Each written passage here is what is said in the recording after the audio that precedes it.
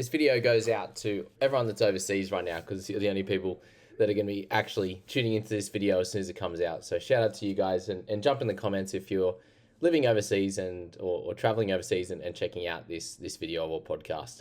And what about this? For those watching on video, we've got the Fantasy Podcast episode 11 actually put on the front screen of team lists for round 7. This is a big moment for NRL Fantasy, for them to actually promote it a little bit there on their website. For those that aren't actually looking for it, like ourselves, I think that's a big win. And it's got big Dave Fafita, Dylan Egan, and Hammer on that front screen. So happy days there. Let's get into a short and sharp reaction to round 7, because then I'll be going through the best buys of the week, and I want you to know my reaction to these team lists before that does come out. For this first one, for round 7, Eagles up against the Dragons. The big one here is going to be that Dylan Egan is back on the bench, which is where he was before that 1 hour before the match started, where he did switch with Luciano Leilua. The good news is for this that we're going to find out as the first game of the week. We'll get that hour before. We'll find out if Dylan is starting. And if that's the case, you 100% play him in your 17. If he does stay on the bench, I think it becomes a 50-50 scenario, or it's very, very easy for you to be able to loop him in that first game. You may not have actually anyone out this week with round 7, unless you're having Jackson Purdue. You probably don't have any actual outs, or you did hold on to someone like Jack Cole or something who may not play this week as well. But I do think regardless, Egan is going to be a buy. He is playing incredible, and that 50 minutes sees 40-odd score from him off the bench anyway, and therefore you do need to buy him even at that 400k price point now. Toby Couchman, is he someone that you could buy still? Yes, I think so. He looks like he's going to be a top-tier keeper, and he is the current best forward in the side, playing good minutes, and his PPM is incredible. And what we're seeing with Payne Haas in certain games, and that's always pretty nice to be able to compare him to Payne, is Toby playing lesser minutes and still scoring well. But then in other games, going to the bigger minutes, and if he doesn't have the perfect PPM like we saw last game, he can still have that 1 or just underneath that and score in the 60s anyway, which is awesome. So that's the Dragons. Not too much else to say with them. The big question mark for Egan is, if you didn't buy him in Supercoach, now that he's gone up 110k, do you buy him now? For the Manly side, Garrick, still someone I think you can definitely purchase. He is scoring really well. It's very consistent as well.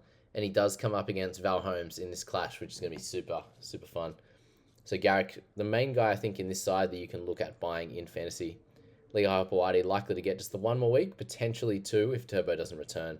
But he hasn't scored well enough, unfortunately, in Supercoach or in fantasy. But that has been the worry with this side, is that with the tougher draw, that he could struggle a little bit to hit the sort of 50 plus scores. And Garrick's gotten through it really, really well. Move on to the next game now.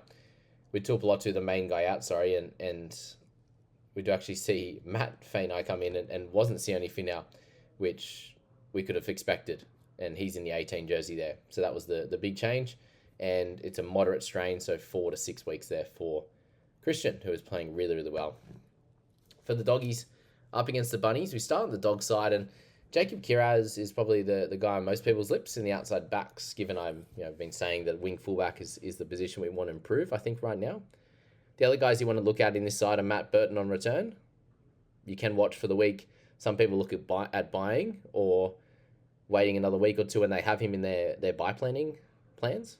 And with the higher break even after the 23 and 27 minutes, you can watch this week, see how it goes, and potentially buy in the next few, which is probably how I'm going to look at it, and just wait and see. And Preston's the big guy to look at on the edge, but I think he's been overshadowed by Dave Fafita in this last week with that 92. Preston's been absolutely crushing it, and then they had the bye, and now not many people are talking about him because Fafita went so well. And for the Bunny side of things, you're looking at a back line where you'd only really take a look at Latrell Mitchell now. Like, Jai Gray's playing so well, but he could be out of the side soon. I don't know if he should be, and if they should keep Latrell at 6 or move him into the centres because they're going to want Aiken back in the back row eventually as well. Listening to Bloke in a Bar, and they were talking about how they might play that. But leading up to Origin, he plays centre in Origin. He's going to miss a heap of games. So Gray will be back there anyway. It's probably not the worst idea. Keep playing Mamazelis, guys. He's playing really, really well. And I'm still seeing a couple of people that don't have Hubner and are looking to buy him. I think it's fine. Probably last chance because he keeps scoring over 40. You can continue going until he has that low one. And if he does have the low one now, like the 30 or 33, something like that, that could actually hurt you. And then he only makes a little bit more cash if he doesn't hit the continuous 40. So just something to be aware that it can work out, but every price rise makes it a scarier proposition to get that fella in the side. So Hayes is out, Johnson's out, and Jaden Sullivan quickly lost his spot here with the Trell keeping 6, unfortunately. So it was a risk, and it did not pay off, unfortunately. Dolphin Storm. For the Finns there, Herbie just continues to dominate at centre. Isaiah Katoa, another guy you can look at, but their forwards now are pretty well set. Gilbert keeps the 12 jersey, Max Plath keeping the 13, and it looks like somewhere around that 50-odd minutes for Plath. I think he can do well in that. He's playing better this year in terms of his PPM because last year he'd play close to 80 minutes and that's what he'd need to get towards that 50 mark. He's doing it in quicker time this year, but that could easily fall off. So I'm personally going to wait with Plath. He's made, he's still at his high price. So there's no big rush to get him. For the Storm side of things, Howarth can be easily held. Munster, similar option, similar thing with him. Is it going to be enough of an upgrade, I should say, for you to go to Munster, from Munster to someone? Is it going to be worth it for you? That's going to be the question. Longo comes on to the wing there in place of Warbrick for this week. Pappenhausen, definitely an option, but with how many tries and how many goals he's kicking, you'd hope for a few higher scores, but this team is so good, it's going to happen on a fairly regular basis. Grant, you should definitely be holding. Yes, he got 53, dropped 5 points. I think lost that try saver, but it's still the guy to hold, at least till Origin, I believe, with the hooker being pretty tough. And I did see someone float Aaron Clark coming in for Grant, and we just know that can, they're at a similar price, which is crazy enough, and that could easily backfire for you with Moses Leo coming out of this side, and Falungo going to that wing. Warriors up against the Broncos, and the big guy from the Warriors this week. Don't look at Tuapiki too in depth, given Chance is just out for the week. Later, if you do own him, it's tough viewing right now. He's in a worse spot, I think, than you're holding someone like Metcalf. We know Chanel's getting closer to the end of his tether in most people's sides as well, so keep an eye on that. Wade Egan, he continues to do well, another 48 in the weekend. If you still want him in your side, go for it. People are looking at Aaron Clark, and you might go there instead. He got 42 minutes with Fish getting injured, so that's the worry there. Is that the minutes continue where they are? We saw him in the first 3 or 4 games just not live up to the PPM that we would have needed for him in those minutes, whereas the last 2 he's really exceeded that. So could that drop down? It definitely could. Could he continue doing well in his absence and with Dylan Walker going? Yes, definitely as well. Halasima is the big one here with Kurt Capewell moving to the centres this week. I don't think this is going to be a long-term fix, so it's hard to see Halasima being a good purchase. Broncos. Reece Walsh. I've seen a couple of posts out there. It's like he's finally bottomed out. He had a decent score. You could definitely jump on. You're probably hoping, to be fair, that he doesn't make Origin for it to be a good pick, because now in coming into round 7, he could have a bunch of good games, but he could also continue how he's been going. Shibasaki as well. He's on the, not last legs, but he's on the final stretch, I think, for him and his money making. Could easily hold this week and reset and think about it from there. And we do need a big Payne Haas game. We're due for one after a slow few weeks. Corey Pakes, similar situation with him. Getting towards the end of his tether. No need to be moving on from him anytime soon. And Jaden Hunt had a really solid game on the weekend. Let's go to Roosters and the Panthers there. Mark Nawangani does come back into the side for Billy Smith, who's out for 1. It's going to be interesting to see which one of these 2 or 3, Dom Young, drops out of this side next week. So hold on to Mark, definitely. Rob Toy, I think you can play this week, given he's up against that interesting left-hand side with Blaze Talangi, Casey McLean, and Tom Jenkins on that left-hand side, with Sorensen, who they just all haven't played together. So he could score well this week. Hopefully Hugo can give him some good footy.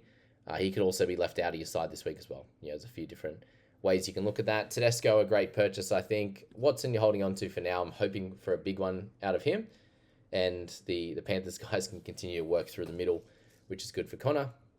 When you bounce back games from Nafahu, White, and Wong, don't sell them too quickly. Crichton's doing great work for owners of him, and that's it on their side. For the Panthers, we see Luke Garner go back into the centres there. Jenkins, I think you can play this week. He will be up against Dom Young. We know that side defensively can have the odd problem, but I would say that Rob Toy has been really solid out there. So Jenkins can play this week for sure. You could go other guys as well. If you're really improving your wing fullback, you may not need him. Would you buy Isaiah? Look, if you're pretty well set for round 12, I think you can. If you're not, and you're sitting at that 6, 7, 8 mark, then maybe you stay out, given he misses 11 and 12 back-to-back.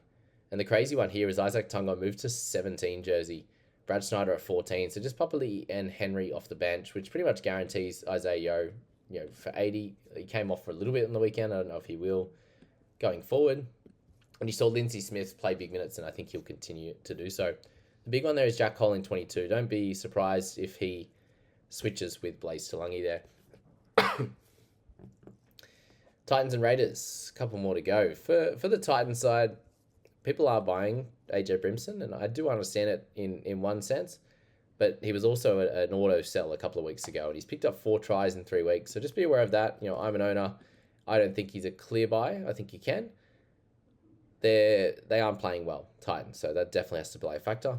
The guy you should be buying and should be targeting wing fullback is Campbell. No ifs, buts about it. And if you need an edge this week, Dave Fafita is the play, definitely. After that great score. Just be aware, though, if he does go back to even the 60, 65 minutes, then scores in the 45, 40, 50, 55 range are definitely in his wheelhouse. And he scored probably 30 points in that one play on the weekend, which put him up from a 60 to a 90 very, very quickly. And both of them all back to his best spot. So hold on to him if you are there, owning him. Now, Raiders side, you've got Tamale. I think he can easily be sold, just not getting any footy. They absolutely pumped him on the weekend. It didn't even look close for him to getting a try, unfortunately. So that's the worry there. Fogarty's still a really good purchase. Horsburgh can buy, but I think you probably just leave now if you haven't got him, because he's made all his cash basically, or close to it. Matty Nicholson, Tom Starling, both in a similar situation. I think our clear holds this week, but we'll have to be on Matty Nicholson watch with Hosking and see how that one plays out, what type of minutes Matty does play, if he goes 65 or so. And it's looking like that is going to be the case going forward. If there's no injuries to other guys, then I may have to sell him personally. Sorry, guys, as you can tell, a little bit sick at the moment. Knights and Sharks. For the Knights there, do you just fire sale all your Knights, guys? That's the big worry there. I still have Fletcher Sharp as a pretty solid purchase if you want to go there. I think you hold Marzio. I think you hold Best, and you probably hold Ponga. I have the opportunity to buy Kalen this week, and it feels weird not purchasing at a price under 50, knowing how good he can be. So I do think you probably hold. Thomas Cant and Kai Pispall both playing really well.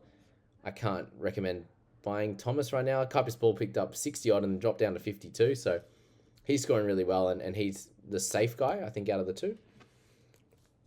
And on the other two there, we've got, on the Sharks, we've got Hiroti, who's playing really well, but you can look at him in Supercoach, but not in Fantasy there. Adam Fanua-Blake looks like he will play this week after a bit of a quad niggle. Good to see. McInnes you can definitely look at, but I think just waiting for some of the mids is probably the play. It's the end of my tether. And then Tigers and the Eels to finish this one off. And my exciting pick of the week, Adam Dewey with the 7 jersey on his back. That excites me to no end. Goal kicking 7 against the Eels, who are struggling. Yes, returning Mitch Moses, which is great. But we know he's scoring. It's absolutely incredible. And we'll deep dive into it in the best buys.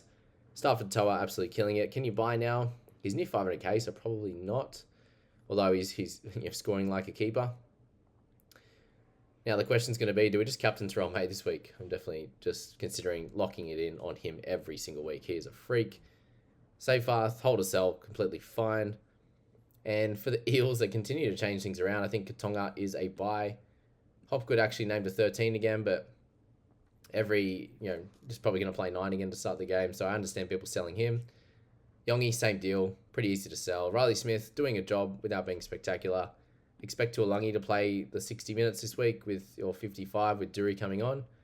And Katonga to be pretty safe now with Sean Lane out of this side.